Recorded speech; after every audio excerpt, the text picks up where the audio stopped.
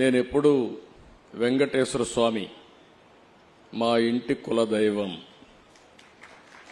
మా ఇంట్లో నుంచి నేరుగా చూస్తే మంగాపురం సైడు గోపురం అక్కడంతా కూడా 3 నామాలు కనబడుస్తూనే ఉంటాయి. ఇంట్లో నుంచి పైనెక్కి చూస్తే తిరుమలలో ఉండే 3 నామాలు ఇంటి దగ్గర నుంచి చూసే అవకాశం వస్తుంది. నేను నమ్మిన దేవుడు, నమ్ముతున్న దేవుడు, నేను ప్రార్థించే దేవుడు వెంకటేశ్వర స్వామి అని చెప్పి కూడా నేను మీకు తెలియజేస్తున్నా.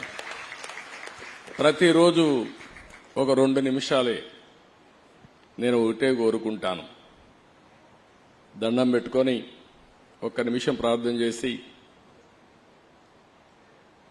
ఇప్పుడు ఒకసారి చూస్తే నాకు ప్రాణ భిక్ష పెట్టింది కూడా వెంకటేశ్వర స్వామి. అదొక మిస్టరీ కూడా. 2003లో నా మీద 23 క్లేమోర్ మైన్స్ ని బ్లాస్ట్ చేస్తే సాక్షాత్తు వెంకటేశ్వర స్వామి నాకు ప్రాణభిక్ష పెట్టాడు. ఏదో చెయ్యాలని ఆ రోజు నన్ను కాపాడాడు.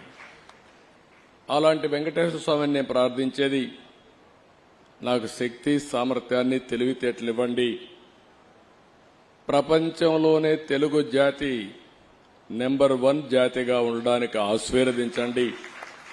ప్రపంచంలోని ఇండియన్స్ అందరూ కూడా గ్లోబల్ సర్వీసెస్ అంటే ప్రపంచంలో ఉండే ప్రజలకు సేవలు అందించే అవకాశాన్ని కల్పించండి.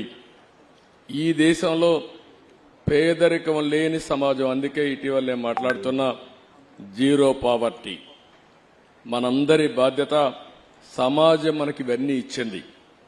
ఈరోజు నేను ఒక ముఖ్యమంత్రిగా ఉన్నా, రమణ గారు former chief justice of India అయినా, లేకపోతే వేదిక పైన ఉండే పెద్దలు కొంతమంది మంత్రులైనా, ఇక్కడికి ఉండేవాళ్లు వివిధ రంగాల్లో బ్రహ్మాండంగా రాణిస్తున్నా, ఇది మనకు సమాజమే ఈ అవకాశం ఇచ్చింది. అలాంటి సమాజంలో పేదరికాన్ని, అందుకే నేను ఒక స్లోగన్ తీసుకున్నా, zero poverty nation, zero poverty state, zero poverty village. మనందరి బాధ్యత కావాలి.